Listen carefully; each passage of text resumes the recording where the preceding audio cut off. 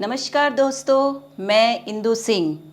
मैं फिर से आप सबके बीच स्ट्रेट फॉरवर्ड क्लासेस के गुरु वार्ता प्रोग्राम की तीसरी कड़ी लेकर उपस्थित हूँ। आशा है आप सभी स्वस्थ और मस्त होंगे।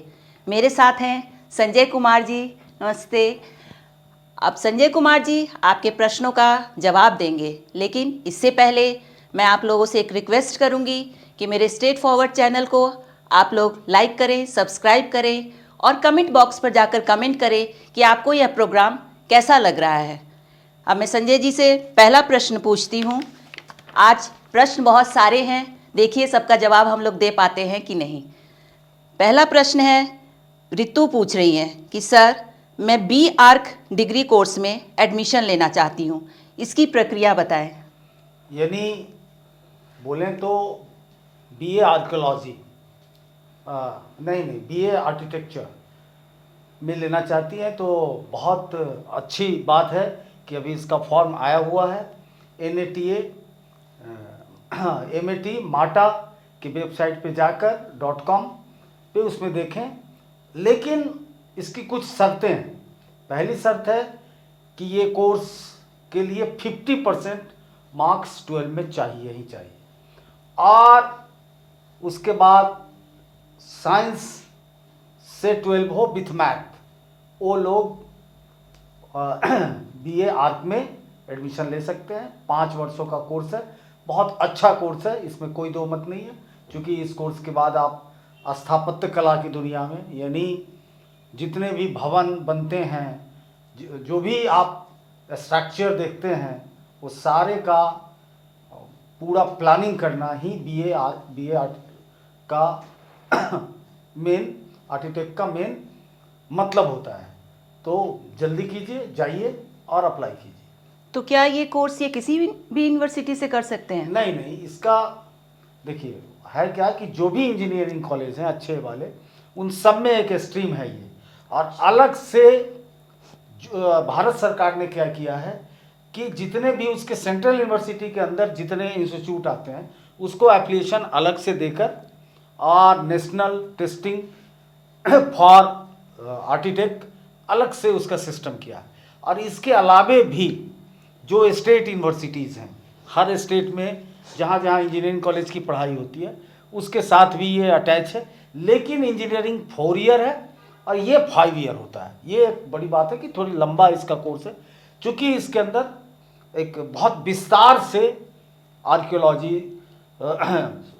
आर्किटेक्ट के साथ आर्कियोलॉजिकल वैल्यूज़, उसके बाद सॉइल टेस्टिंग से लेकर बिल्डिंग मटेरियल, स्ट्रेंथ, मैपिंग, सब कुछ, कितना मटेरियल लगेगा, क्या खर्च आएगा, पूरा विस्तार से पढ़ाई होता है। पहले एक सिविल इंजीनियरिंग का ये पार्ट था, लेकिन अब ये इंडिपेंडेंटली बहुत दिनों से है और बड़ी प्रतिष्ठित काम है। इसमें आप अपना प्रैक्टिस करके बहुत अच्छा कर सकते हैं और तमाम जगह पे सरकारी नौकरियाँ। मतलब कि जिन्होंने साइंस लिया हुआ है 12th में और विथ मैथ्स, तो वो इसमें एडमिशन ले सकते हैं। बायोलॉजी वाला केवल नहीं। सर अगला क्वेश्चन है, नई शिक्षा नीति के अंतर्गत UGC नेट परीक्षा के लिए क्या योग्यता चाहिए, इसकी तैयारी मैं कैसे करूं? ये प्रश्न नीतू जी पूछ रही हैं। देखिए, UGC नेट सदैव एवरग्रीन रहा है, और नई शिक्षा नीति में 2 बातें पहले आई थी। लोगों को ऐसा लगा था कि अब नेट की कोई ज़रूरत नहीं है, अगर आप कॉलेज में टीचर बनना चाहते हैं, यानी जिसको आप असिस्टेंट प्रोफेसर से शुरू होता है, तो PhD ज़रूरी है, नेट की कोई ज़रूरत नहीं है। नेट उनके लिए ज़रूरी है जिनको सरकार से वजीफ़ा पे PhD करना है। बट क्लियर कर दिए 2-3 दिन पहले UGC के चेयरमैन ने, जगदीश जी ने, कि नहीं, PhD कोई मतलब नहीं है। जो लोग नेट क्वालिफाई होंगे, क्योंकि नेट का 2 नेचर है, एक ऊपर के नंबर को JRF जूनियर रिसर्च फेलोशिप मिलता है, और कुछ लोगों को कि ये क्वालिफाई हैं और उसके बाद वो एलिजिबल हो जाते हैं। अब इसमें एक और लोचा है कि अगर MA में, मास्टर डिग्री में 55% मार्क्स होना जरूरी है जनरल कैटेगरी के लिए, वरना उस नेट का कोई वैल्यू नहीं है, या नेट के लिए आप एक तरह से एलिजिबल ही नहीं हैं, और रिजर्वेशन कैटेगरी में कम है, मतलब 50% सब में है, तब जाकर आप करेंगे। तो अगर आपका एज है और अच्छे नंबर आए हैं तो PhD करने के लिए आपको पैसा सरकार देगी, नहीं तो आप सिंपल नेट क्वालिफाई होंगे और उससे कहीं भी लेक्चरशिप निकलता है तो आप उसके लिए एलिजिबल हैं भरने के लिए। सर अगला प्रश्न है, सर यह हनी मिशन क्या है? रविंद्र जी पूछ रहे हैं। देखिए, हनी मिशन बेसिकली अब जो नई शिक्षा नीति आई है उसमें सरकार पूरे इस मूड में है कि हायर एजुकेशन पे वही लोग जाएं जो दिल से, केवल ये नहीं कि नहीं कुछ कर रहे हैं तो बीए कर रहे हैं, एमए कर रहे हैं। तो एक वोकेशनल कोर्स है, पहले से भी था, लेकिन आज इसको बहुत ही सिस्टमेटिक किया गया है और इसका सबसे बड़ा दायित्व इसको दिया गया है वो खादी एजेंसीज को, जो खादी ग्रामोद्योग के पास पहले भी था। अब उसको इसकी ट्रेनिंग और इसके लिए वित्त की व्यवस्था, खरीद, इसके लिए मार्केट खोजना, चूँकि हनी बना लेते थे, मार्केट नहीं मिलता था, क्वालिटी कंट्रोल, तमाम चीज़ के लिए खादी को ऑथराइज किया गया। साथ ही आपको बता दूं कि बहुत जगह पे इसके डिप्लोमा कोर्स भी है, इग्नू में तो बहुत पहले से है, कि हनी को समझना, उसके पूरे व्यापार को समझना, और बहुत अच्छी चीज़ है, खासकर ग्रामीण परिवेश वाले के लिए तो नथिंग लाइक दैट। अगला प्रश्न सीमा जी पूछ रही हैं कि सर मेरी बेटी जन्म से दिव्यांग है, क्या उसे सामान्य बच्चों की तरह स्कूल में दाखिला मिल सकता है? बिल्कुल, नई शिक्षा नीति समावेशी शिक्षा की बात करती है। इससे पहले ही 2005 से ही हो गया इंक्लूसिव एजुकेशन, यानी इसकी शुरुआत 1986 से हुई थी, लेकिन उस समय था कि परसेंटेज के हिसाब से उनको मेन स्ट्रीम स्कूल में भेजा, नहीं तो उनके लिए अलग स्कूल। अब ऐसी कोई बात नहीं है, बिल्कुल पढ़ सकती है, किसी भी स्कूल में जा सकती है, उनके नामांकन से कोई इस आधार पर मना नहीं करेगा कि वो दिव्यांग है। अगला प्रश्न कि सर मेरी बेटी का मन पढ़ने में नहीं लगता, किसी तरह उसने 10th पास किया है, लेकिन नृत्य बहुत अच्छा करती है और दौड़ती भी काफ़ी तेज गति से है। एक माँ होने के नाते मैं सोचती हूँ कि वह अपने पाँव पर खड़ी हो जाए, वह क्या करे? आप कुछ सलाह दें। ममता जी पूछ रही हैं ये सवाल। देखिए, सबसे बड़ी बात है कि नृत्य, एक तो आपको पता है कि नई शिक्षा नीति में हर चीज़ में डिग्री आप ले सकते हैं। पहले ये था कि उसको माना जाता था कि हाँ भाई एक वोकेशनल एडिशनल है, लेकिन अब मेन स्ट्रीम में आ गया। आप नृत्य में उसको एमए कराएं, पीएचडी कराएं, तमाम यूनिवर्सिटी में, तमाम स्कूल में, सब जगह नौकरियाँ ही नौकरी है, सेम स्केल पे। इससे अच्छी बात नहीं। कैरियर के लिए सदैव याद रखें कि कैरियर सिलेक्शन का पैरामीटर क्या है। तो जितने विश्व के ये साइकोलॉजिस्ट है, जिसको मनोवैज्ञानिक कहते हैं, उनका सीधा मानना है कि जिस काम में आपकी सहज रुचि हो वही आपका करियर बनेगा, तो आप शीर्ष पे पहुंचेंगे, अपेक्स पे पहुंचेंगे। अदरवाइज फिर कोई मतलब नहीं है उस करियर का। और हर चीज़ में इतनी इज्जत है, आप देखिए कभी पद्मश्री का लिस्ट उठा के देखेंगे तो सैकड़ों में नृत्यांगनाओं को भारत में पद्मश्री मिला है और इतना मान सम्मान मिला है। इसलिए कैरियर कोई भी खराब नहीं है। चलिए नेक्स्ट। अगला प्रश्न अंजलि जी का है कि सर मेरी बेटी चीन से एमबीबीएस कर रही है, क्या भारत में उसकी डिग्री मान्य होगी? देखिए, जो नया रूल आया है उसके हिसाब से कुछ चेंजेस किए गए। पहले से भी रूल था, जब एमसी आई थी तो क्या रूल था कि आपको एक एग्जाम यहाँ पास करना पड़ता था। अब क्या कर दिया गया है कि तीन चार चीज़ें परिवर्तन इसमें हुआ है। पहला है कि आपके पास कम से कम 56 मंथ का, यानी लगभग क्या 4.5 साल का आपको एकेडमिक और 1 साल का इंटर्नशिप, 5.5 साल आपने पढ़ा हो, उस पढ़ाई हो। ऊपर से पहले क्या एक और दिक्कत हो जाती थी कि बहुत सारे कोर्स बहुत सारे देश में, चूंकि 2 ढंग का एजुकेशन सिस्टम पूरे वर्ल्ड में मेडिकल एजुकेशन में चलता है मोटा मोटी। एक ब्रिटिशर्स का बनाया हुआ है, तो हम सब उसके कॉलोनी, अमेरिका भी है। तो मूलतः वो बेंजामिन ब्लूम टैक्सोनॉमी पे ही चलता है, उसी के वर्गीकरण पे चलता है, जिससे स्कूल की शिक्षा चलती है, पहले की शिक्षा सबकी। इसका विरोध ईस्टर्न ब्लॉक ने किया था, लेफ्ट इससे बकवास मानता था, तो उनकी एक रशियन शिक्षा पद्धति अलग हुई। डे 1 से ही स्पेशलाइज पैदा करना, जैसे बीडीएस के केस में, कि बीडीएस में डे 1 से उसको अलग करके दांत के डॉक्टर बनाने की बात हो गई। तो उसी ढंग से वो डे 1 से तय कर देते थे कहाँ जाएगा। तो इस बार भारत सरकार ने किया कि नहीं, उन्होंने पूरा लिस्ट निकाला है कि आप ये विषय पढ़ के एमबीबीएस किए हैं कि नहीं, यानी आपने फर्स्ट ईयर में एनाटॉमी, फियोलॉजी, वो क्या बोलते हैं फार्माकोलॉजी, जिसको जो मेडिसिन बनता है, तो हर साल का अलग अलग कोर्स है। तो ऑलमोस्ट किसी साल में ऊपर नीचे हो सकता है, लेकिन उस लिस्ट के अंदर सब किया हो और तब जाके आपको एक एंट्रेंस टेस्ट अलाउ होगा, उसको पास करेंगे तब जाके आपको नौकरी मिलेगी, कहीं से भी आप करके आए हो। और अंग्रेजी मीडियम मस्ट है, क्योंकि वो टेस्ट इंग्लिश में होगा। तो ये देखिए कि चीन में पढ़ें या नेपाल में, मीडियम अंग्रेजी हो और सिलेबस मिलता हो।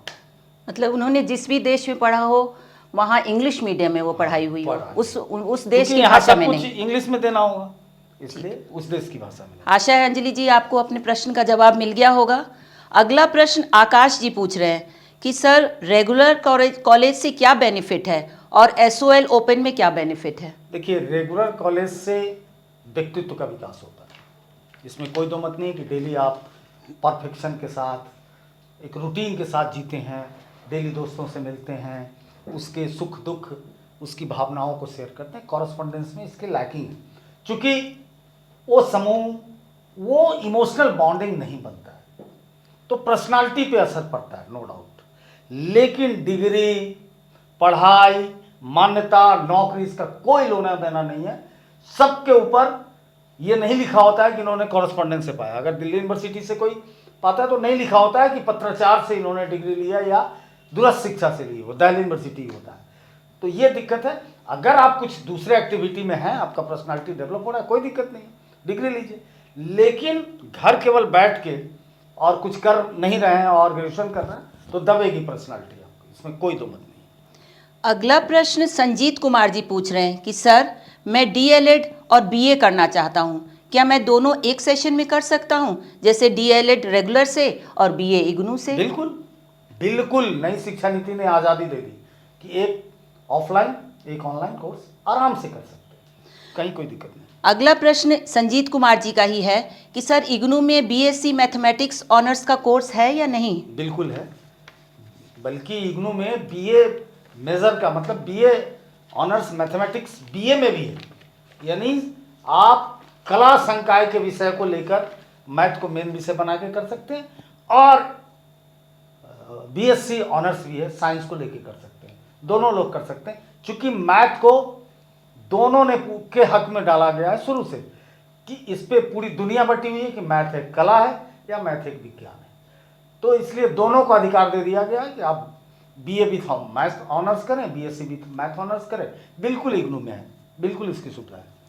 अगला प्रश्न प्रेम कुमार जी पूछ रहे हैं कि सर मैं उद्यमिता एंटरप्रेन्योर का कोर्स करना चाहता हूँ, क्या मैं जॉब करते हुए यह कोर्स कर सकता हूँ और मैं यह कोर्स कहाँ से करूँ? देखिए, इसके लिए बेस्ट प्लेटफॉर्म आज के डेट में NIOS का है, national institute of open learning. ये बहुत सारे एंटरप्रेन्योरशिप के कोर्स कराते हैं, जो आप जॉब करते हुए अपने चॉइस के कोर्स में एडमिशन लेके बिल्कुल कर सकते हैं। इसका वर्कशॉप होता है, इसकी कुछ ट्रेनिंग होगी, इंटर्नशिप होगा, कर सकते हैं, तो कोई दिक्कत नहीं। और रेगुलर करना चाहते हैं तो आप जानते हैं कि जितने ITI इंडस्ट्रियल ट्रेनिंग सब जिले में है, अब तो प्राइवेट भी आ गया, तो ITI से कर लीजिए।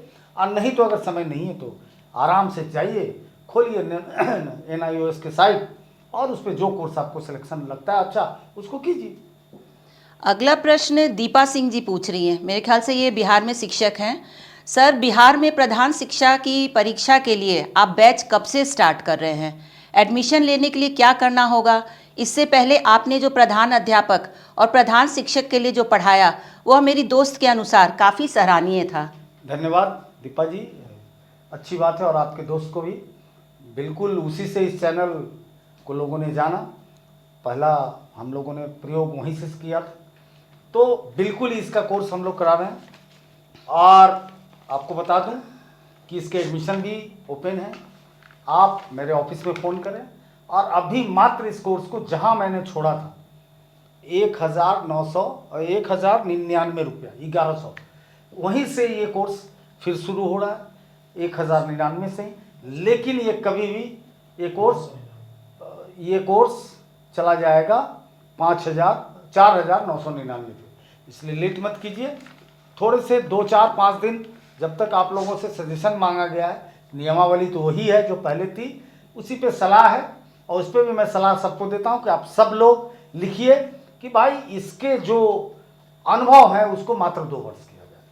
बहुत लोग कहते हैं हमसे, पूछते हैं कि सर अनुभव हटा दिया जाए, सिविल सर्विस में हटता है ये। नहीं, सिविल सर्विस और प्रधान शिक्षक में बहुत अंतर है, इसलिए रहे, लेकिन मात्र 2 ईयर्स। आप लोग लिखिए और एडमिशन लीजिए। जैसे ही ऐप पे क्लास चलेगा ऑफिस आपको बता देगा, और जैसे ही क्लास नोटिफिकेशन मिलेगा, और बहुत अच्छे से कराऊंगा, बल्कि और ज़्यादा हमारे पास तैयारी हो गई है। और हमारे जो लोग पहले लिए थे वो भी ले लें एडमिशन, वो 1000 रुपये में कोई लॉस नहीं है उनके लिए, क्योंकि बहुत मॉक टेस्ट इस बार बहुत ज़्यादा मैं देने जा रहा हूँ। अगला प्रश्न शीतल यादव जी पूछ रही हैं कि सर बिहार प्रधान शिक्षक की नियमित क्लास कब से शुरू होगी और उसकी फीस कितनी होगी? वही जवाब है। वही जवाब है। अगला प्रश्न है शौर्य शर्मा जी, सर पिछले साल आपने इग्नू पर क्रैश कोर्स दिया था, इस बार इसकी शुरुआत आप कब कर रहे हैं? देखिए, इग्नू के क्रैश कोर्स में कॉमर्स सेक्शन की शुरुआत हो चुकी है। अभी ऑफिस के टच में रहिए, चूंकि ये सारी चीज़ें ऐप बेस है। अब सब कुछ कंप्लीट है, समय आ गया है, मुझे लगता है कि अप्रैल से चालू होगा, लेकिन उसी में शुरू करूंगा जिसमें डिमांड है। अब हर चीज़ पे संभव नहीं है। जैसे कुछ लोग बीए हिंदी की बात कर रहे थे, हिंदी ऑनर्स की, इंग्लिश ऑनर्स की, हिस्ट्री की, सोशियोलॉजी की, तो जैसे जैसे हमारे ऑफिस से संपर्क करते जाइए और बताइए, अगर किसी भी कोर्स में अगर 10 भी बच्चा होता है तो हम उसका क्लास चलाएंगे, लेकिन 10 से कम में ये संभव नहीं है। लेकिन कॉमर्स के क्लासेस स्टार्ट होने वाले हैं बहुत जल्दी, और यूट्यूब पे जाइए, चैनल सब्सक्राइब कीजिए और देखिए, उस पर चल रहा है काम। अगला प्रश्न है कि सर केंद्रीय विश्वविद्यालय में मेरे बच्चे का किस प्रकार एडमिशन हो सकता है, इसकी प्रक्रिया क्या है? ये शौर्य शर्मा जी पूछ रहे हैं।